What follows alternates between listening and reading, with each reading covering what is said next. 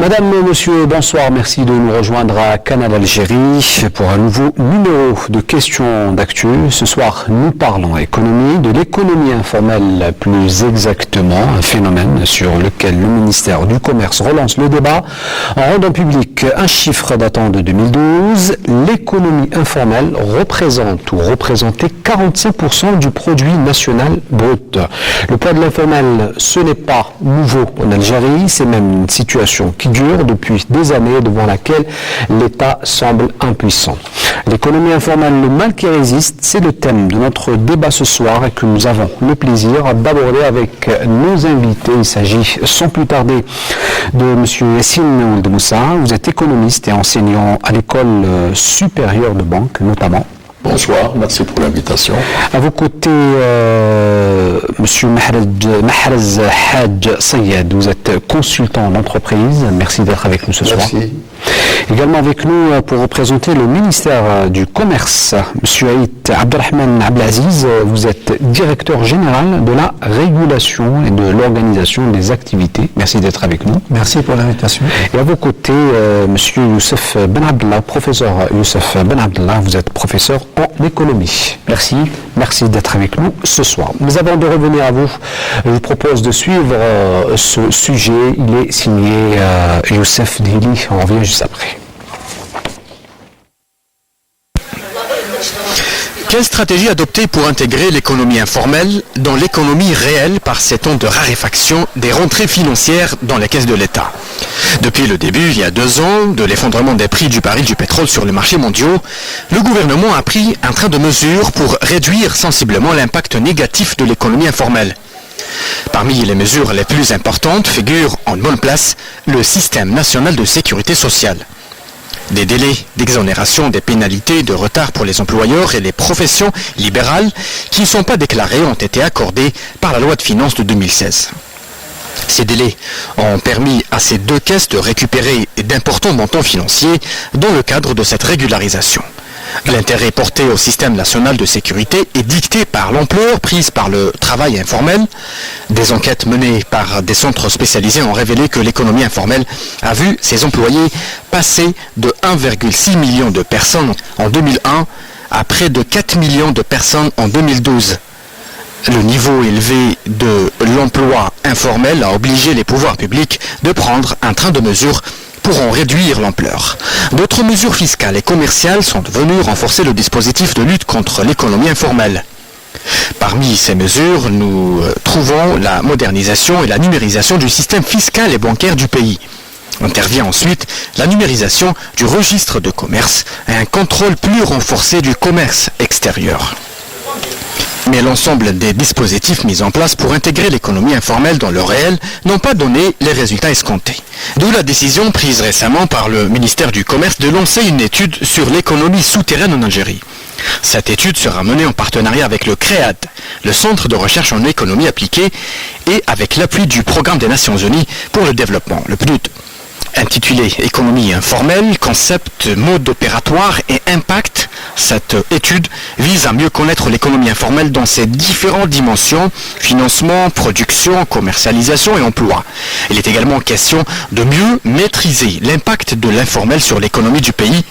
L'étude, qui débutera au courant de l'année 2017 dans la wilaya de Tlemcen, sera achevée en 2018 par une enquête nationale.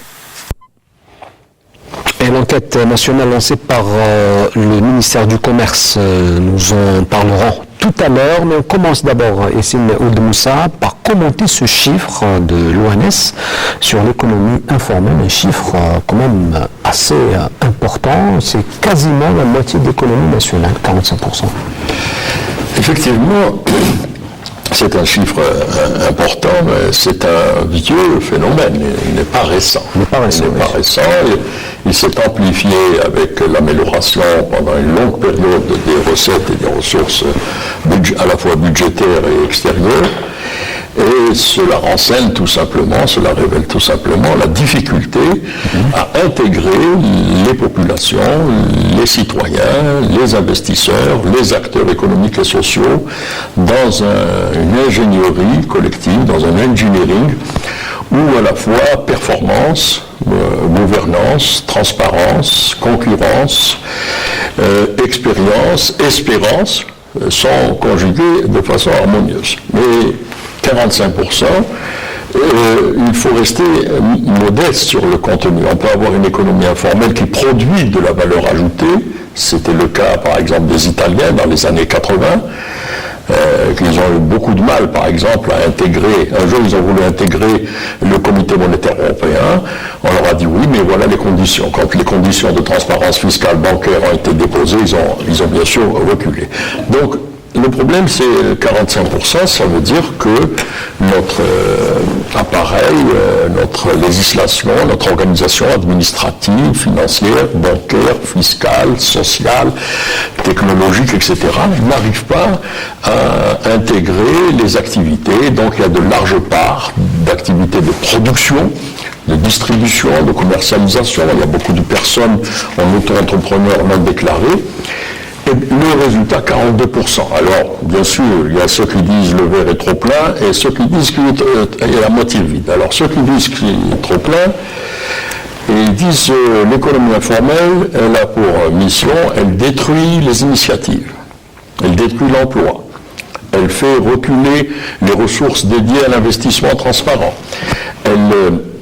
Sur le plan moral, elle est inacceptable. Sur le plan fiscal, elle constitue un manque à gagner important. Elle ne permet pas de financer la protection sociale du pays dans les règles, etc.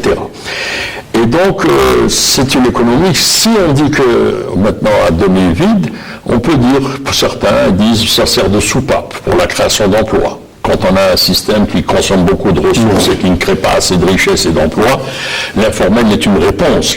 Vous savez que les sociétés, les peuples, les citoyens n'attendent pas toujours une décision des pouvoirs publics, n'attendent pas toujours une initiative. Donc, pour gagner leur vie.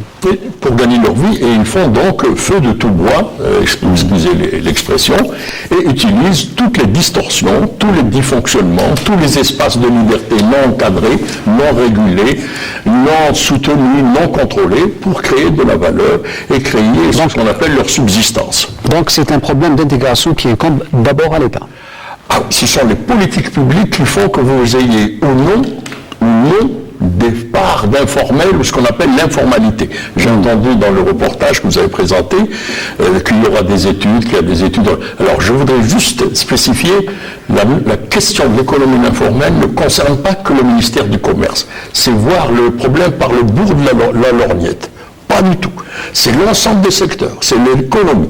Et cette étude le fait en collaboration avec le CREAT. C'est bien, mais cette étude, il y en a eu d'autres. Il y a une étude du BIT avec Jacques Charme et Madame Rémaoun, il y a eu des études avant. Seulement, les décisions qui viennent prendre les recommandations de ces études ne sont pas mises en application, ne sont pas encore concertées, ou bien elles sont contradictoires, et donc ça pose la question. Je termine. Ça pose la question des politiques publiques d'encadrement des marchés, de l'économie, de l'acte d'investissement, de l'acte de créer de l'emploi, etc. Alors, c'est un chiffre de 2012, Monsieur Abdelaziz. Donc, nous sommes en 2017. Il faut attendre 2018 pour connaître les résultats de cette étude menée par le CREAT notamment. Alors, j'imagine que les chiffres en 2017 sont en expansion par rapport à 2012. En fait, l'étude, parce que la première année, c'est une wilaya pilote, c'est Tlemcen, la wilaya de Tlemcen comme wilaya pilote. Ensuite, en 2018, elle va être étendue à toutes les wilayats, mais l'étude, elle va aller sur 4 ans. Elle ne s'arrête pas uniquement au niveau de ces 2 années. Mais je confirme parfaitement ce que vient de dire c'est Yacine. Il y a un peu d'historique dans cette histoire d'économie informelle. Vous vous rappelez, quand on était dans une économie dirigée, nous avions peut-être des sociétés nationales, nous avons une organisation qui était en place, une économie dirigée, c'est vrai, mais nous avons quand même un moyen de transparence de toutes les transactions qui se faisaient à l'époque. Ce passage donc à l'économie de marché, le relais qui a été repris donc par le secteur privé, probablement tombé avec cette période difficile qu'on a connue en Algérie durant les années 90 ont fait que l'État s'est peut-être complètement désintéressé de la sphère économique, c'est tout le sécuritaire qui prévalait. Et puis, il y a toutes ces populations du monde rural où il y avait un exode forcé qui ont poussé donc pas mal de populations à aller vers les grands centres, des grandes agglomérations, se cruster pour essayer de trouver une activité, un revenu. Donc il y a eu un dérèglement de fait depuis pratiquement les années 95, 96 etc. Et comme l'a dit Yassine, l'économie informelle, ce n'est pas le ministère du Commerce, c'est multisectoriel. On le trouve au niveau de l'emploi, au niveau de la production agricole, production artisanale, dans le tourisme, pratiquement dans tous les secteurs. Donc c'est pratiquement ne vous exonère pas de vos responsabilités. Bien sûr, bien entendu. Mais tous les secteurs en sont responsables. Parce que si au niveau de la source, ce qui est la production, parce que c'est le point de départ, il y a une transparence, il y a comment on appelle, une traçabilité, ça passe par des circuits de distribution qui sont... C'est-à-dire que dans l'imaginaire des Algériens, quand on parle d'économie informelle, on parle beaucoup plus du vendeur à la sauvette. Quand on parle de la bureaucratie, exactement. On parle de la mairie. C'est exactement. Alors, peut-on parler d'une sous-évaluation? Non, une sous-évaluation, non, je ne pense pas, parce que le contraire. C'est visible, on le voit maintenant, l'informel, il est partout. D'ailleurs, au niveau de l'atelier qui vient d'être lancé jeudi, j'ai eu l'honneur d'être le modérateur, déjà il fallait trouver la bonne définition de l'économie informelle. Déjà sur le plan de la définition, ça pose problème. Il y a l'Union africaine, il y a l'ONU, il y a l'OIT. Alors, justement, la question qu'on pose peut-être à M. Youssef Ben Abdellah, qu'est-ce que l'économie informelle? Oui, avant de répondre à cette question, moi je voudrais rebondir juste sur un chiffre pour dire un peu quel est mon sentiment quand on dit 45%. Moi c'est un chiffre qui m'inquiète beaucoup parce que j'essaie un peu de pénétrer dans l'intelligence de ce chiffre en le mettant en perspective avec les autres chiffres. Si on a 45% qui est dans l'économie informelle, donc nous ignorons par l'impôt, par ceci, je reviendrai à tout ça, et nous avons 35 à 40% pour le pétrole. C'est-à-dire que nous avons une économie réelle que nous connaissons, que nous institutionnalisons, que nous imposons, que nous contractualisons, etc., il ne nous reste que 15%. Donc le chiffre est extrêmement grave. J'ai tendance à dire qu'il y a une exagération à la hausse. Non pas pour défendre le quiconque ou qui que ce soit, mais j'ai l'impression qu'on exagère un petit peu. C'est une estimation. C'est une estimation, je sais. Mais c'est un chiffre qui tourne déjà depuis une dizaine d'années. C'est un chiffre qui tourne déjà depuis une dizaine d'années. Pourquoi est-ce qu'il tourne? Parce que les problèmes qui sont derrière l'informel sont des problèmes structurels. Donc il y a une certaine inertie, rigidité. Oui, mais certainement. Mais quant à la définition de l'économie informelle, bon là peut-être que vous m'en demandez un peu trop, mais j'ai quand même essayé. L'économie informelle, c'est de l'économie. Je voudrais commencer par ça. Parce qu'il y a des gens qui pensent que l'économie informelle n'est pas de l'économie. Hein.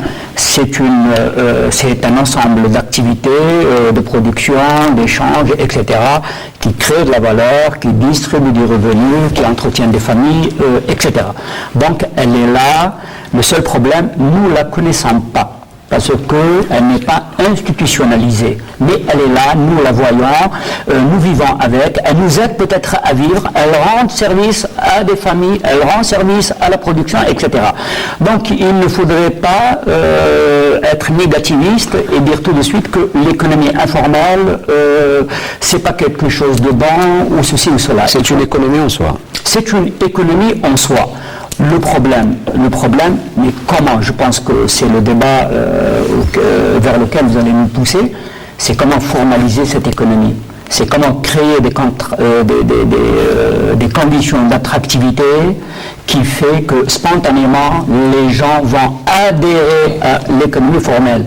Et là, on est dans un rapport contractuel avec les pouvoirs publics, avec les institutions. Il y a une équation, c'est cette équation aujourd'hui qu'il faudrait définir et dire c'est quoi l'économie informelle et comment peut-on peut-être un jour la formaliser. Mais d'abord, on aimerait rebondir sur une question qui précède un peu votre question, c'est comment sommes-nous arrivés là, Hatziyad?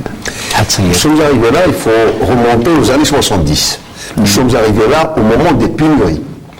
Ensuite, on a connu le CABA, donc le premier marché informel à travers le Trabendo.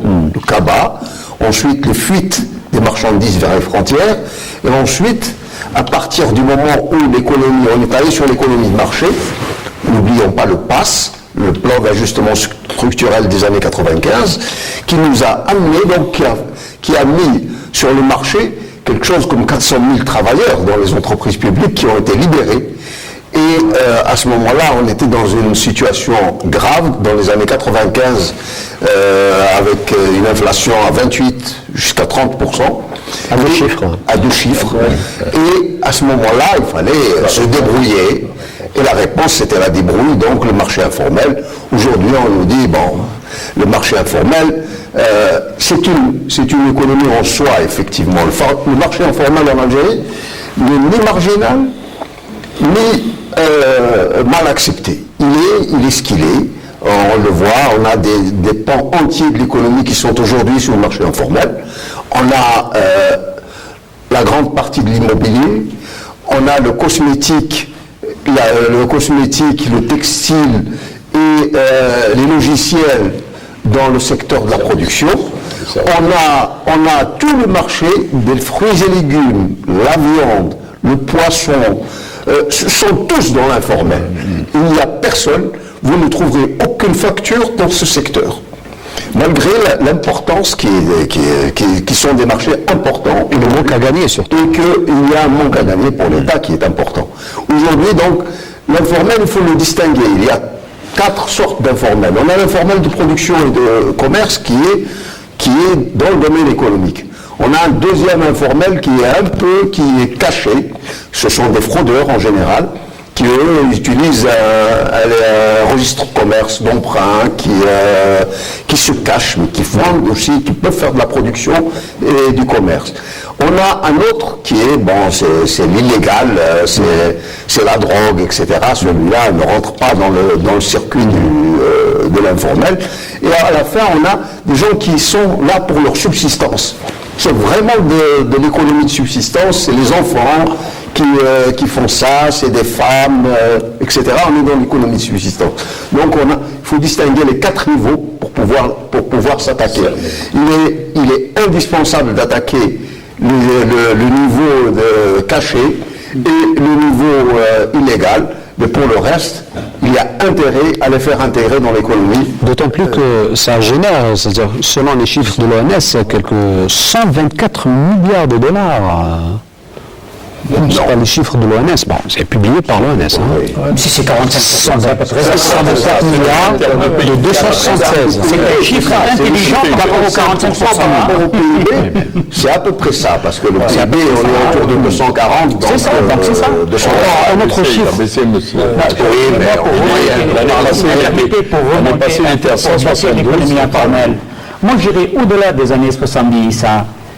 Moi, je pense que dès les années 65, c'est-à-dire au moment où il y a eu le premier code des investissements, où on a essayé d'évincer le secteur privé, on a désinstitutionnalisé la relation avec le privé, et la nature a horreur du vide, et donc tout simplement, et le privé a cherché d'autres moyens pour des stratégies de contournement pour exister, voilà. Donc, mais je pense, et après les choses se sont aggravées en fonction des situations, etc.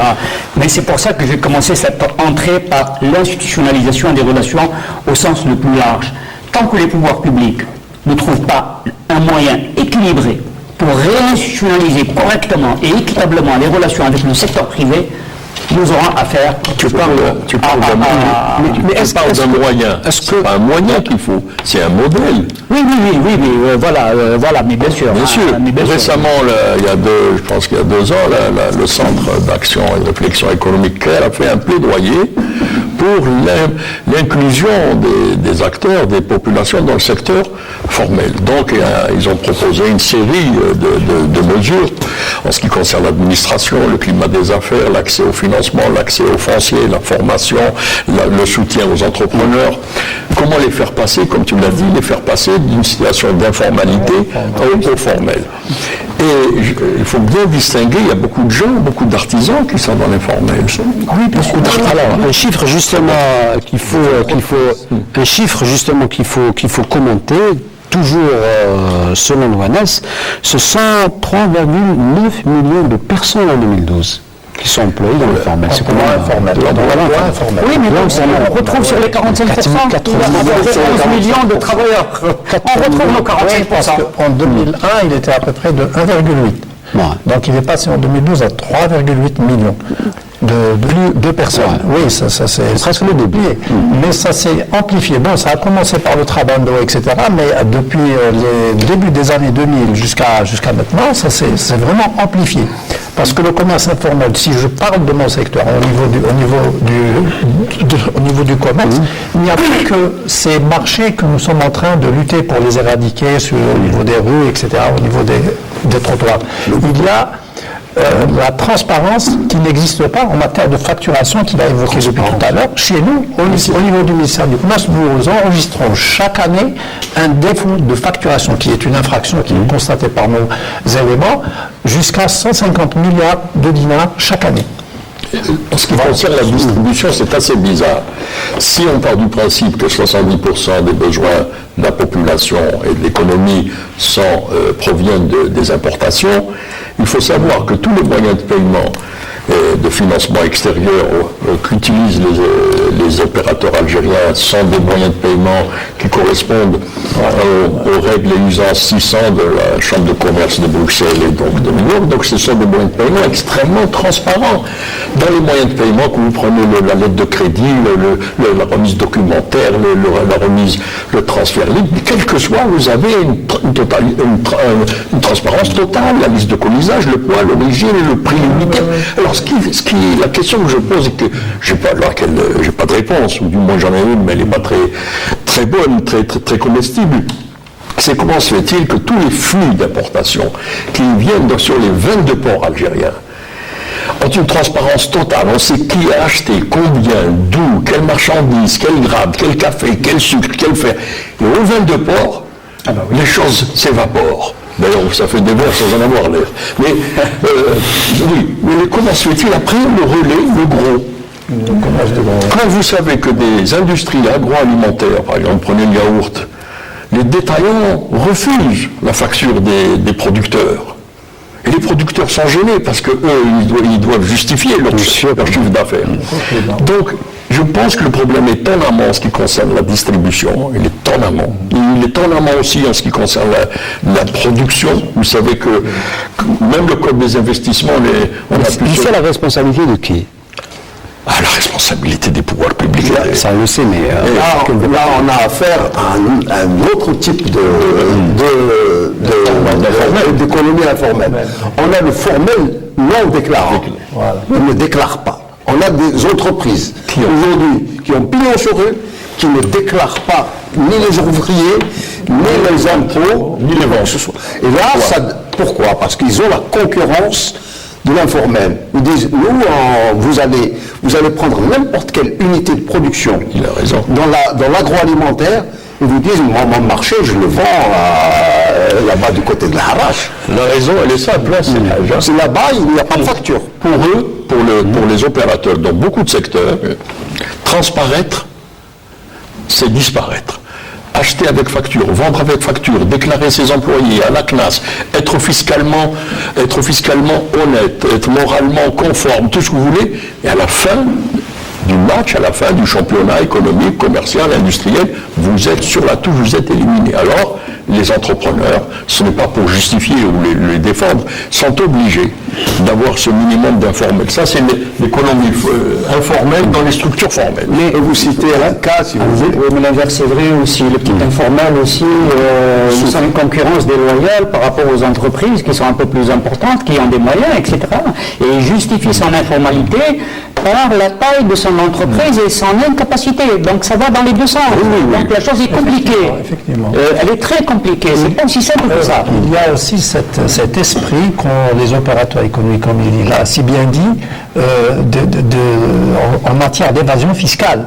On ne déclare pas ce qu'on... Parce que d'abord, il y a l'informel, comme il a dit, donc il se mesure par rapport à cet état d'esprit, il ne déclare pas tout. Et il y a aussi cette idée que si on travaille dans la légalité, la transparence, si on doit payer ses impôts tels qu'ils sont définis par la réglementation, si on doit donc facturer, etc.,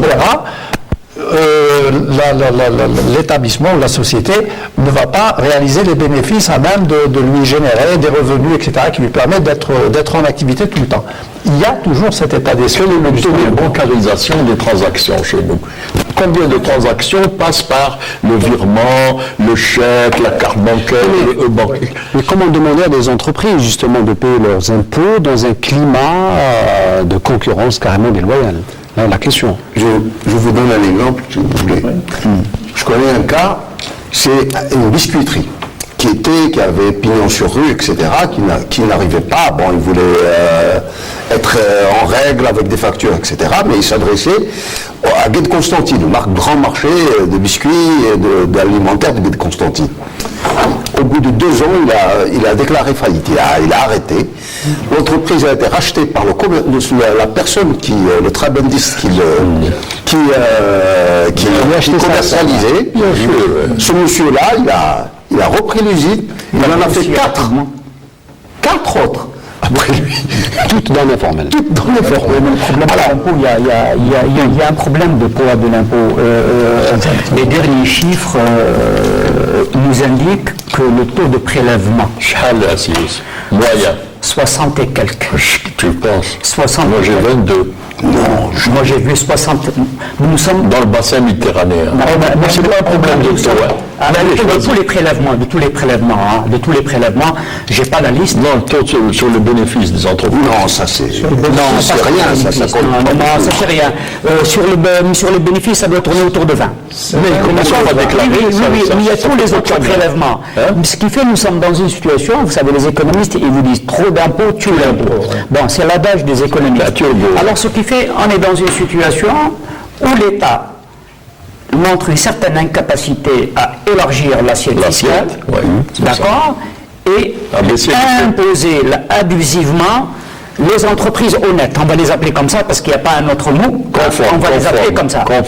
Mais l'exemple qui vient d'être donné par Haj Syed, c'est un très très bon exemple. C'est-à-dire les gens qui ne payent pas, ils finissent avec la complicité passive de l'État d'être attirés par l'informel. Non, disposer de ressources additionnelles importantes qui leur permettent d'acheter des actifs. Et donc, même si vous avez, on va parler comme ça, très simplement, un citoyen honnête qui a envie de parler, de payer ses impôts, etc., pour gagner sa citoyenneté, etc., parce que le contrat, il est là, mais il finira tout simplement ne pas avoir une attirance pour l'informel, parce qu'il sait que l'informel est devenu une culture chez nous.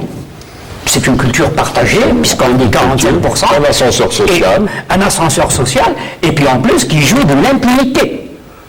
Et même de une certaine reconnaissance, parce que aujourd'hui, quand vous discutez avec vos enfants qui ont le sens des réalités, vous disent, regarde, celui-là a réussi, et celui-là n'a pas réussi. Celui-là a fait des études, il est pauvre, celui-là, il est dans l'informel, il est riche. Alors ma question, faut-il verser dans la répression? Selon les experts, c'est pas ce qu'il faut pour lutter contre la fraude. La répression, il y aura toujours... Moi je pense que l'équation, c'est-à-dire qu'il y a 2 approches. Une approche par laquelle on va criminaliser l'informel et on va agir en conséquence avec la répression, etc. Il y a une autre approche économique et institutionnelle qui met en rapport dans une même équation les institutions, c'est-à-dire l'État, les pouvoirs publics, et les entreprises et les citoyens. C'est un échange. Mais il y a un segment criminogène. Oui, laissez-moi terminer si vous voulez. C'est un échange quand on paye ses impôts. Mais on attend de l'État un certain nombre de services publics en qualité et en quantité. Et on attend de lui aussi qu'il nous livre des biens publics. Chacun de nous ne peut pas acheter une route, ne peut pas acheter un hôpital, ne peut pas acheter une école, ne peut pas acheter, etc. C'est des biens publics que nous consommons collectivement, mais que nous ne payons pas collectivement. Il y a une partie de la société qui est dans l'informel qui refuse de les payer. C'est ce que les économistes appellent les passagers clandestins. C'est-à-dire qu'ils envoient leurs enfants à l'école, ils vont à l'hôpital, ils empruntent la route, etc. Ils ne payent pas d'impôts. Et ils ne payent pas. D'accord ? Mais ces gens-là aussi, ils peuvent tout à fait vous dire que la route est mauvaise, l'hôpital est mauvais, l'école est mauvaise, quand j'ai un conflit, d'accord, la justice n'est pas impartiale, etc., etc. Donc c'est cette équation. Est-ce que l'État réunit toutes les conditions institutionnelles pour faire accéder les gens à la normalité, au rang de citoyenneté? À partir du moment qu'on est citoyen, on est fondé à demander une reddition des comptes au pouvoir public, à ses représentants, etc. Les économistes, ils ont un autre adage. Redevabilité. Pas de représentation sans impôt. Pas de citoyenneté sans fiscalité. Ok, donc on demande à vivre pleinement dans la cité, c'est-à-dire en gérant, mais collectivement, les affaires de la cité. On peut appeler ça démocratie en passant, si vous voulez. Bon, c'est un mot aujourd'hui qui pose beaucoup de problèmes. D'accord. C'est ça le contrat. Et je pense que l'approche répressive, elle ne peut être retenue que pour la partie criminelle. C'est-à-dire quand il y a des défauts de fabrication, quand il y a danger sur la sécurité du pays, sur la santé, etc. Mais le reste, c'est une approche, je pense, institutionnelle et économique qui doit dominer la réaction des pouvoirs publics s'ils ont envie de régler ce problème. Donc aller vers une autre stratégie. On a essayé une autre stratégie. Ça n'a pas marché. Si, on a essayé le démantèlement des marchés informels. On a fait la partie apparente d'un iceberg. Ensuite, on a fait la mise en conformité fiscale, avec les 7%, les gens qui viennent pour payer 7% la mise en conformité fiscale. On a essayé d'aller vers l'emprunt obligataire, et on a constaté que toutes les mesures financières seuls viennent les gens qui sont déjà bancarisés. Ceux qui ne sont pas bancarisés ne seront jamais venus, ni dans aucune... Ils ne viendront jamais. Ils ne viendront jamais. Il faut donc le problème est le suivant, c'est-à-dire qu'on ne peut pas faire une politique vis-à-vis de l'informel de façon globale. Il faut la faire sur le terrain. Sur chaque cas, chaque région ou chaque cas, il y a des solutions, il faut trouver des solutions avec ces gens-là, d'une manière ou d'une autre, pour les faire rentrer dans l'économie. Mais je ne pense pas qu'il y aurait une solution globale parce que les situations sont très différentes. C'est un plan technique, mais il faut avoir une philosophie.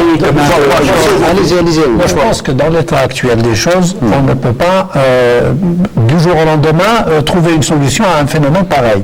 Ça doit passer par des étapes, ça doit prendre deux, comme l'étude que vous avez lancée. Oui, et il faudrait qu'il y ait la participation de tout le monde, et particulièrement, par exemple au niveau de la production, des associations professionnelles qui sont sur le terrain, les unions professionnelles telles l'UGCA, etc., le patronat, et passer par une période... Et la classe politique aussi. Classe politique aussi, et passer par une période de sensibilisation d'abord de ces opérateurs et les amener graduellement avec le temps à essayer de les insérer un peu dans le formel. Ce n'est pas une question qui peut être réglée rapidement. Dans l'immédiat.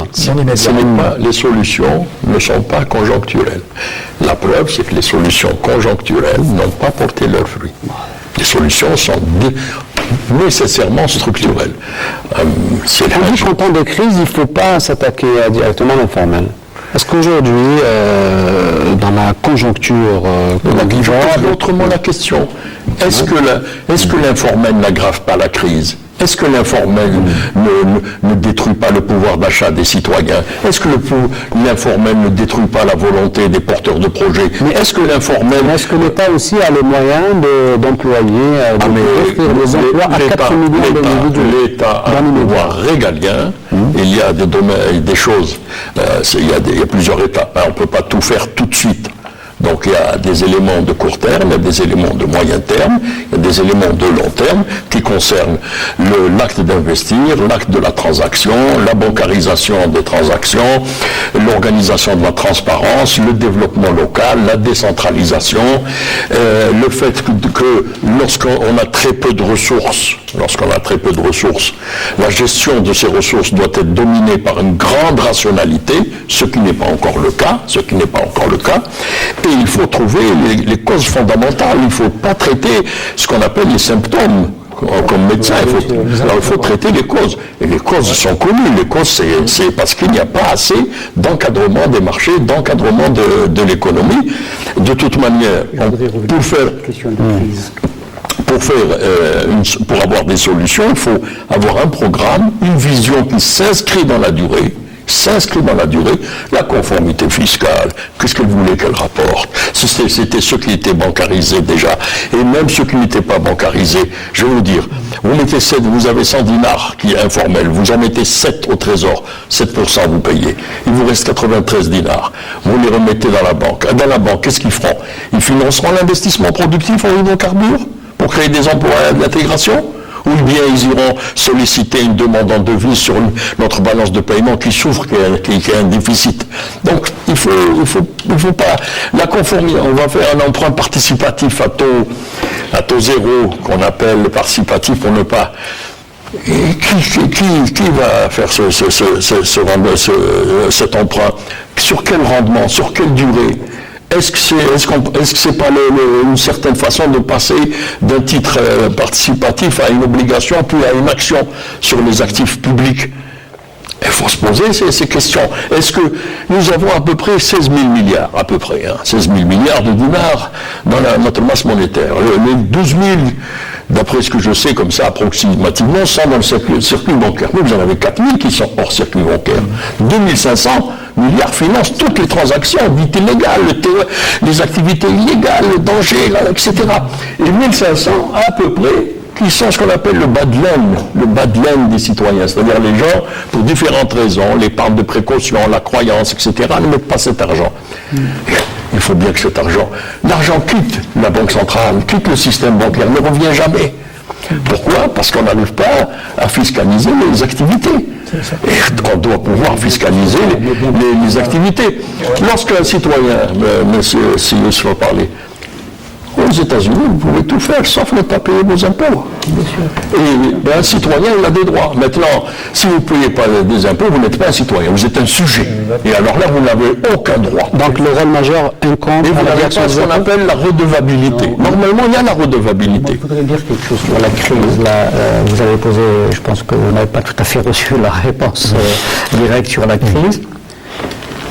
Vous savez, quand on était en période d'économie administrée, on était nombreux, moi aussi je le pensais, on pensait que c'est la pénurie qui créait l'économie informelle, etc. Et donc intuitivement, on pensait naïvement que l'économie de marché allait régler tout ça. Et que la transparence allait s'installer naturellement, spontanément. Et finalement, c'est le contraire qui s'est passé, parce que, justement, comme je disais, on pensait naïvement que le marché, il s'installe tout seul, il n'a pas besoin d'institutions, il n'a pas besoin de pouvoir public, il pousse naturellement, etc. C'est complètement faux. C'est complètement faux. Alors, maintenant, les pouvoirs publics, justement, n'avaient pas besoin de l'économie informelle quand ils étaient très à l'aise. C'est tout le contraire. D'accord? C'est eux qui ont laissé croître cette économie informelle qui aujourd'hui est devenue une nécessité pour la société. Vous parlez de 4 millions, de ceci, cela, etc. C'est difficile de prendre une décision comme ça régalienne, autoritaire et dire il n'y a plus d'économie informelle, je vais. Ça c'est impossible. Mais le problème c'est de décrypter un peu aussi la réaction des pouvoirs publics en respectant un tant soit peu la morale. je prends l'argent qui est dans l'économie informelle et qu'on a essayé de reprendre. Mais on a essayé deux méthodes. C'est tout simplement, c'était une amnistie fiscale qui était proposée. Ça aurait été mieux une amnistie fiscale. Oui, mais attendez que je termine. Alors, le plan moral est qu'on demandait aux gens de payer 7%, d'accord, sans aucune autre information sur l'origine de l'argent, et les gens ne sont pas venus. D'abord, les 7%, c'est immoral, parce que nous savons tous que le petit travailleur, il paye une énergie de 10%, et quand on ne l'a pas discuté, donc il y a un plan, d'accord. Et puis ils ne sont pas venus, mais tout simplement, malgré le cadeau que leur faisait l'État, ils ne sont pas venus parce que tout simplement, ils ont une rentabilité ailleurs qui est nettement plus grande que l'argent bancarisé, etc., investi, etc., etc. Ils n'y croient plus. Et puis ce qui blesse le plus, c'est la mollesse de l'État. C'est la mollesse de l'État. Parce que là, il y a une affaire de puissance publique. Il y a l'État qui est puissance publique, qui a les droits. Vous parlez de volonté politique qui manque? Oui, peut-être aussi. Oui, j'irai jusque-là. Et puis, deuxièmement, comme on n'a pas eu les résultats escomptés, on revient vers l'obligation avec 3,5, d'accord? C'est-à-dire qu'on passe de 7% qu'ils devaient payer à 3,5 qu'on leur met dans la poche.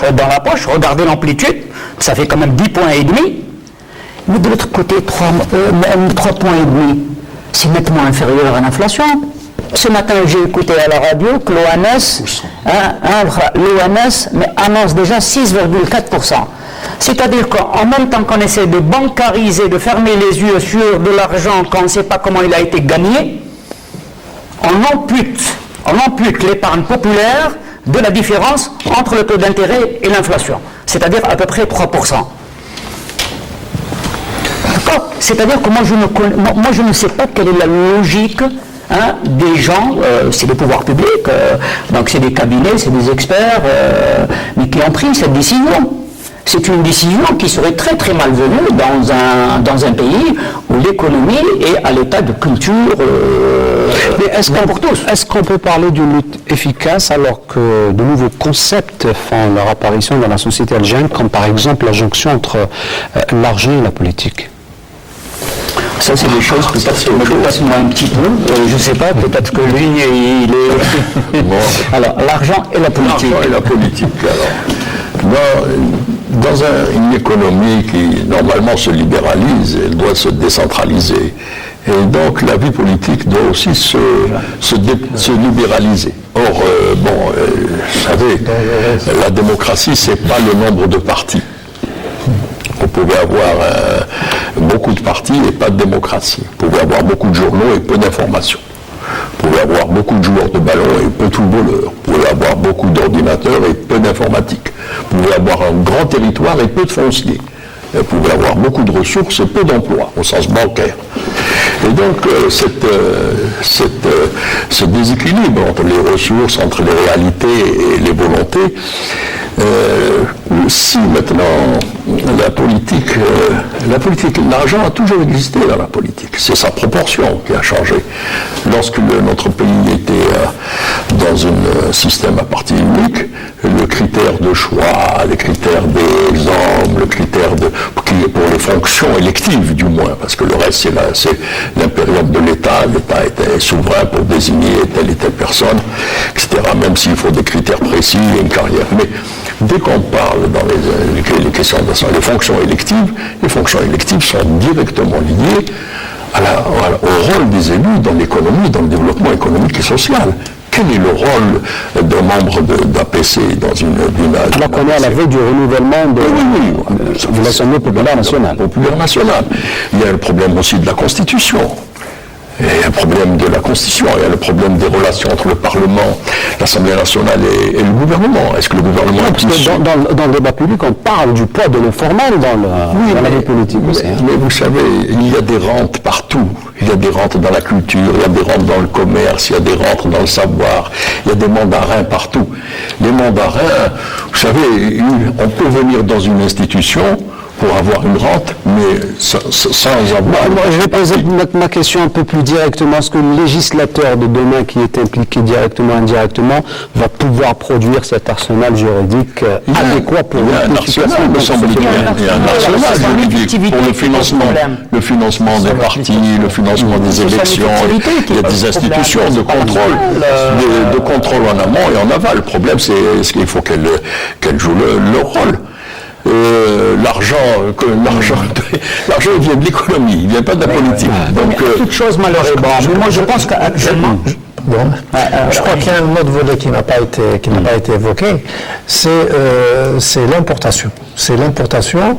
Aujourd'hui, pour relancer l'appareil productif chez nous en Algérie, il faudrait voir un peu ce qui se passe au niveau de l'importation. Maintenant, il est facile. L'acte d'importer est beaucoup plus facile que l'acte de produire. Oui, mais alors, il suffit d'avoir de l'argent, parce que nous avons des statistiques chez nous, des importateurs qui n'ont aucun niveau, je dis bien aucun niveau, ils ont de l'argent.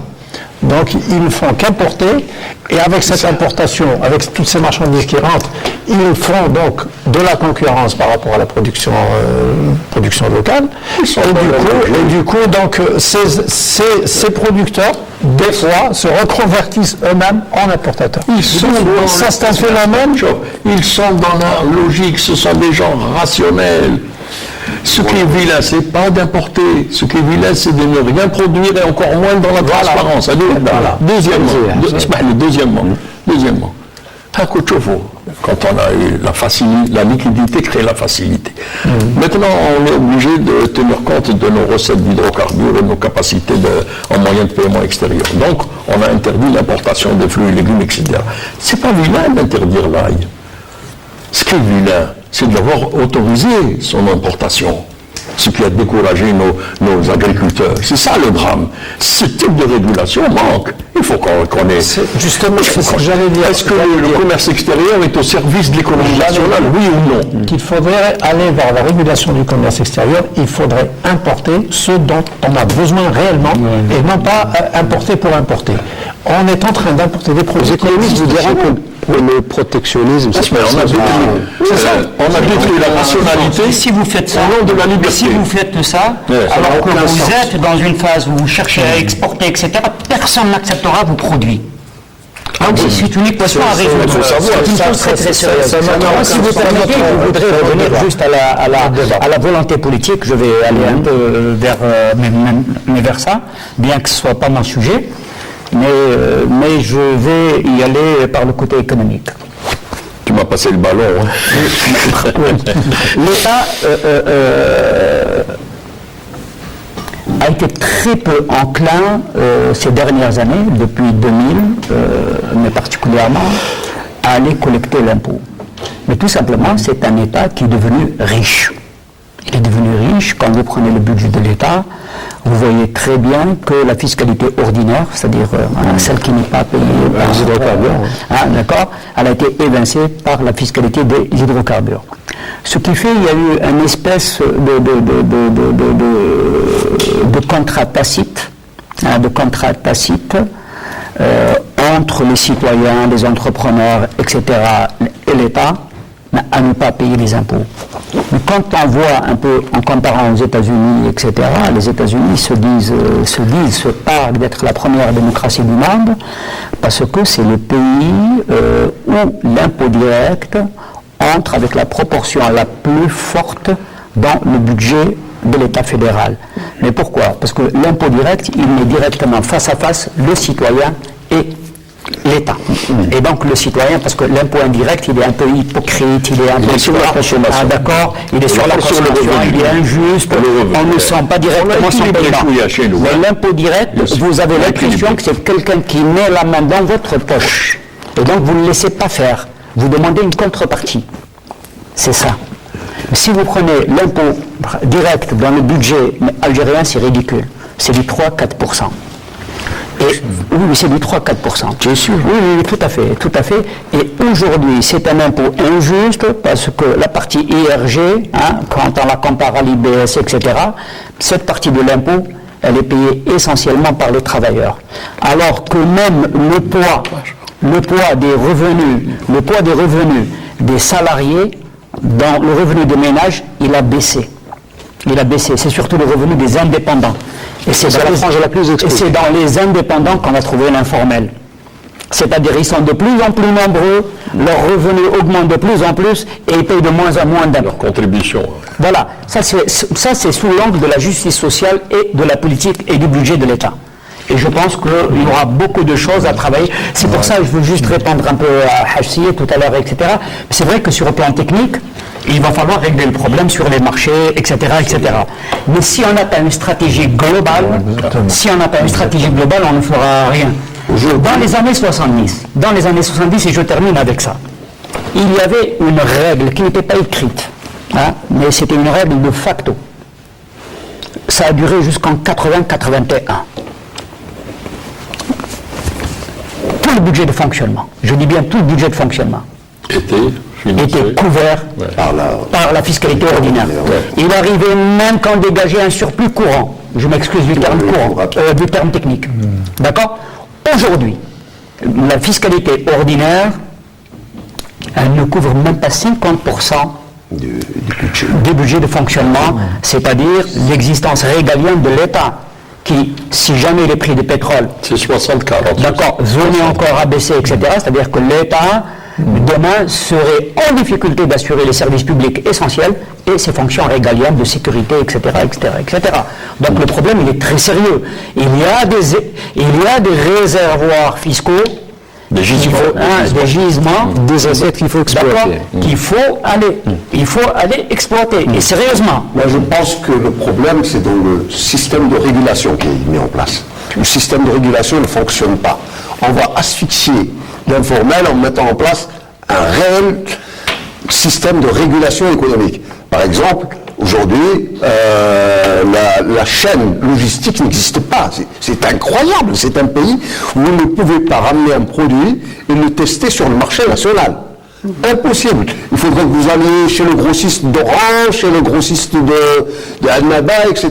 Mais vous n'avez pas une chaîne capable de tester un produit, vous dites voilà, etc. Donc, le développement de services. Tout le service logistique est absent aujourd'hui. Il n'y a que 2 ou 3, celle Unilogue de Cévital, ou 3 ou 4 grandes centrales logistiques. Et tout le reste, il n'y a pas. Donc, il y a également ce qui va restructurer encore le marché, ce sont les grands magasins. Les grands magasins vont restructurer le marché. D'ailleurs, on le voit aujourd'hui de plus en plus. Ils vont empiéter sur le marché du petit commerce, mais ils vont emprunter également sur l'informel. Donc, il y a tout un travail de régulation que l'État ne fait pas, qu'on a cru qu'il allait se faire comme ça, par lui-même, et qui n'est pas fait. Et c'est là où on peut, à ce moment-là, imposer le chèque, on peut imposer la facture, etc. Mais en dehors de ce système de régulation qui n'est pas maîtrisé, je pense que l'informel continuera à prospérer. Rapidement, il faudrait que 2 minutes, il ne reste pas beaucoup de temps. Ce point en ce qu'on appelle la grande distribution. La grande distribution, c'est vrai qu'on a mis beaucoup de retard pour la mettre en place. Le marché de gros dont on a Non, la grande distribution, les hypermarchés, les grandes surfaces. Et les marchés de gros aussi. Et les marchés de gros, bien sûr. Les marchés de gros, nous avons un programme d'urgence de 8 marchés de gros. Actuellement, ils sont tous lancés. Cette année, peut-être, on va d'ici la fin même pas peut-être même avant le mois de Ramadan, on va inaugurer 2 grands marchés de gros, un à Sétif et un à Ain Defla, aux standards internationaux et avec tous les équipements, les commodités, etc. Et nous avons dans la grande distribution 9 hypermarchés pour 40 millions d'habitants. Alors, on est vraiment très très loin de la norme internationale. Très très loin. Très très loin si on se compare juste à nos pays voisins, et c'est des milliers d'hypermarchés qui sont installés. Nous avons lancé, du moins du côté du ministère du Commerce, nous avons déjà un texte réglementaire qui a été publié en 2012 concernant les espaces commerciaux dans lequel nous avons intégré la grande distribution, c'est-à-dire les hypermarchés et les supermarchés. Nous avons essayé donc de sensibiliser pratiquement tous les OLI pour essayer de donner des assiettes, parce que les assiettes foncière aussi, ça a été une problématique pour que les gens trouvent 2 308 000 km². voilà, des assiettes. Et là, il y a le Premier ministre qui a carrément donné des instructions à M. Lewali d'essayer donc de... Ça commence à s'implanter dans les grandes agglomérations, à Oran, dans les grandes villes. Ça commence donc à venir, mais ça tarde à venir, ça va venir. Cette politique d'hypermarché de distribution, elle est en marche. Non, juste le compléter. C'est bien les marchés de gros, c'est bien la distribution, mais il y a encore en amont du travail à faire. Et c'est l'organisation dont il parle. Et il faudra des mesures dans plusieurs instruments. C'est un sujet très vaste, on a dépassé le temps, M. Haït Abdelrahman Abdelaziz. Je rappelle, le directeur général de la régulation et de l'organisation des activités au niveau du ministère du Commerce. Merci à vous également, M. Youssef Ben Abdallah, professeur en économie. Merci à vous également, Mahalaz Haj Sayed, consultant en entreprise. Et merci à vous également, Yassine Moussa, économiste et enseignant à l'école supérieure de banque. Merci. Madame, monsieur, merci de nous avoir suivis. En espérant vous retrouver la semaine prochaine pour un nouveau numéro de questions d'actu. Je vous dis au revoir et bonne soirée.